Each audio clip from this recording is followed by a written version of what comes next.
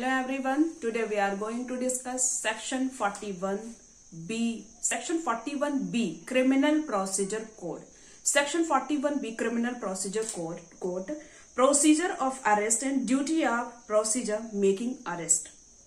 गिरफ्तारी की प्रक्रिया तथा गिरफ्तार करने वाले अधिकारी के कर्तव्य. Section 41B. इसके साथ साथ हम सीआरपीसी की सेक्शन पढ़ेंगे. Section 50A. सेक्शन 50A उसमें बताया गया है कि जब किसी व्यक्ति को अरेस्ट कर लिया जाता है तो अरेस्ट के बाद जब वो किसी व्यक्ति को जिसको भी वो अपने मित्र नातेदार जिसको भी वो नॉमिनेट करता है किसी व्यक्ति को इसकी सूचना दी जाए तो उस व्यक्ति को नाम निर्देशित व्यक्ति को नोटिस दी जाती है, इत्तिला दी जाती है कि आपके फला फला बंदे को हमने अरेस्ट किया है. तो इसके साथ सेक्शन 41B इसके साथ हम पढ़ते हैं सीआरपीसी की सेक्शन 50A. सेक्शन 41B हम देखेंगे कि किसी व्यक्ति की गिरफ्तारी की प्रक्रिया क्या होती है. जब किसी व्यक्ति को आप अरेस्ट करने जाते हैं, पुलिस ऑफिसर जब किसी व्यक्ति को अरेस्ट करने जाता है तो उसे क्या क्या चीजें, किन किन चीजों का ख्याल रखना होता है. तो प्रत्येक पुलिस अधिकारी का यह कर्तव्य है जब वो गिरफ्तारी करने जा रहा है कि गिरफ्तारी करते समय अपने नाम का सही और दृश्यमान तथा स्पष्ट पहचान धारण करेगा जो कि उसके पहचान को सरल कर सके, सहज कर सके, ताकि उसके मोहल्ले के या घर के लोग, आसपास के लोग या वह व्यक्ति स्वयं ये इतना उसे पता हो सके कि कोई पुलिस ऑफिसर ही है जो हमें अरेस्ट करने आया है. तो जो पुलिस ऑफिसर है, इसीलिए आप कोई जो भी बहुत ही रेयरेस्ट केस होते हैं जिसमें जो बहुत ही जघन्य टाइप के होते हैं जिनमें वह व्यक्ति अरेस्ट होने में बहुत ज्यादा परेशानी हो रही है, उसको अरेस्ट करने में वो अरेस्ट नहीं हो पा रहा है, अपने आप को छिपा रहा है,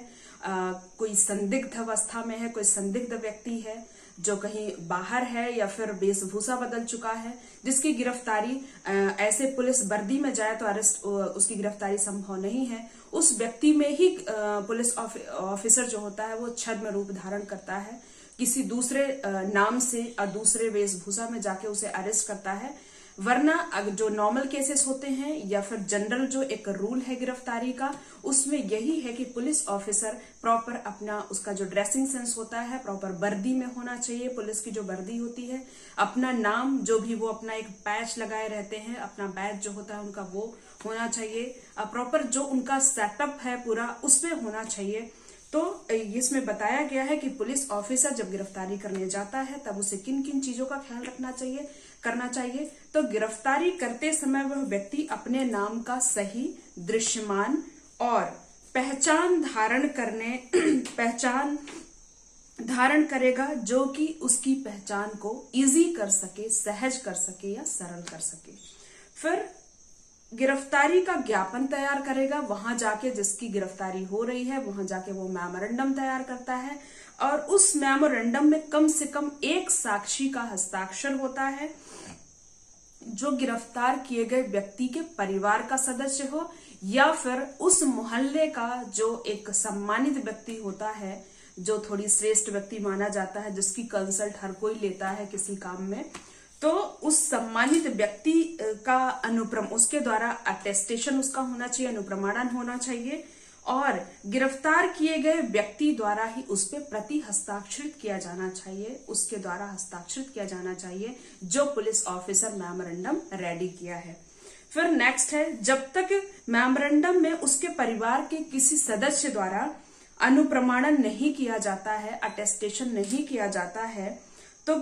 गिरफ्तार किए गए व्यक्ति को सूचित करेगा कि उसे उसके द्वारा नामित नातेदार, जो भी नामित कोई नातेदार होंगे या मित्र होंगे, तो उसकी गिरफ्तारी की सूचना उसे दिए जाने का अधिकार है. ये जो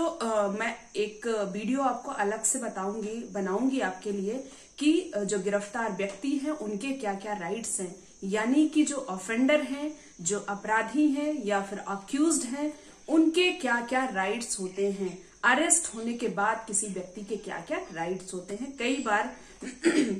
एग्जाम में, जुडिशरी के एग्जाम में ये एक ऐसे के रूप में पूछ लिया जाता है या फिर कोई एक फुल लेंथ क्वेश्चन ही होता है कि गिरफ्तार व्यक्ति के क्या क्या राइट्स होते हैं. तो वो एक वीडियो मैं आपको अलग से बनाऊंगी आपके लिए कि एक जो गिरफ्तार व्यक्ति है उसके क्या क्या राइट्स हैं। तो जो आज हम पढ़ रहे हैं इसमें भी गिरफ्तार व्यक्ति के राइट्स बताए जा रहे हैं। जैसा कि हमने आपको बताया कि वो व्यक्ति जो है जब वो पुलिस ऑफिसर अरेस्ट करने जा रहा है तो उसको प्रॉपर अपना ड्रेसिंग सेंस जो होता है, प्रॉपर अपनी पहचान करा सके, जिस ड्रेस में या जिस नाम से अपने नाम का सही और दृश्यमान और सही पहचान धारण करने वाली चीजें पहन के जाएगा, लेके जाएगा। और गिरफ्तार किए जाने वाले व्यक्ति, जो भी व्यक्ति अरेस्ट हो रहा है, उसके परिवार को उसके परिवार के किसी सदस्य द्वारा उसमें उसका अटेस्टेशन होगा, उसका हस्ताक्षर होगा, या फिर उसके मोहल्ले का कोई जो जाना माना व्यक्ति होगा उसका अटेस्टेशन होगा, उस व्यक्ति का ही प्रति हस्ताक्षर होगा उसमें। अगर कोई उसके सदस्य, उसके घर के मेंबर का कोई ऐसा हस्ताक्षर नहीं लिया गया है, अटेस्टेशन उनके द्वारा नहीं किया गया है, तो उस व्यक्ति को ये राइट है कि वो पुलिस ऑफिसर उसे अधिकार दे कि उस किसी व्यक्ति को, जो भी अपने मित्र को, नातेदार को, जिसको वह अरेस्टेड पर्सन नॉमिनेट करे, उन्हें यह नोटिस दी जाएगी कि ऐसा गिरफ्तार किया हुआ व्यक्ति कहाँ है और किस पुलिस ऑफिसर द्वारा अरेस्ट किया गया है। ये सब उसे नोटिस में बताया जाएगा। हमने जो बताया कि इसके साथ हम सेक्शन 50A पढ़ते हैं, तो उसको हम देख लेते हैं कि सेक्शन 50A क्या बात करता है। तो गिरफ्तारी करने वाले व्यक्ति की गिरफ्तारी आदि के बारे में नामित व्यक्ति को जानकारी देने की बाध्यता। तो जब वह व्यक्ति, वहां पे हमने जो देखा सेक्शन 41B में कि जब वह उसके घर का कोई मेंबर उसमें अटेस्टेशन नहीं करता है, उन्हें नॉलेज नहीं है, तब ये राइट इसका अराइज हो जाता है अक्यूज्ड का कि उसके नातेदार या रिश्तेदार को ऐसी कोई नोटिस दी जाए कि इस व्यक्ति को हमारी कस्टडी में रखा गया है।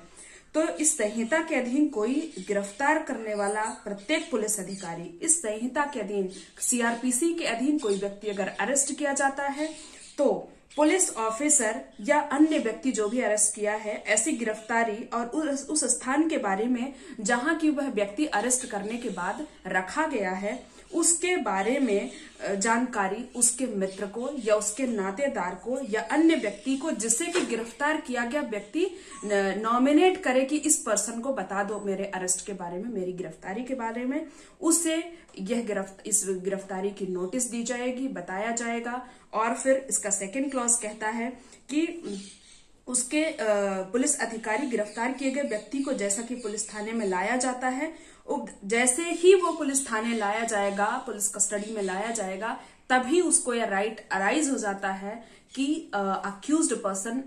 नॉमिनेट करे कि किस व्यक्ति को नोटिस देनी है। फिर नेक्स्ट है कि ऐसी सूचना की नोटिस दे दी गई है, इसका कंप्लायंस कर दिया गया है, राज्य सरकार द्वारा विहित एक डायरी होती है, उसमें लिखा जाएगा कि अक्यूज्ड के किस नातेदार को या किस मित्र को ऐसी नोटिस दी गई है। फिर नेक्स्ट है कि जब वो पुलिस ऑफिसर जिस अक्यूज्ड पर्सन को अरेस्ट किया, जिस अपराधी को अरेस्ट किया है, जब उसे मजिस्ट्रेट के समक्ष ले जाया जाता है 24 घंटे के बाद, तो वह मजिस्ट्रेट इस चीज को ध्यान में रखेगा, इसको सबसे पहले चेक करेगा कि क्या ऊपर वाली जो भी बातें हमने कर दी उसकी कंप्लायंस हुई है पुलिस ऑफिसर द्वारा या नहीं। इन चीजों का ख्याल रखना मजिस्ट्रेट का आवश्यक कार्य है। ओके फ्रेंड्स, तो आज के वीडियो में इतना ही। नेक्स्ट वीडियो में हम नेक्स्ट टॉपिक लेके आएंगे, और अगर मेरा वीडियो आपको पसंद आता है तो लाइक, शेयर और सब्सक्राइब करना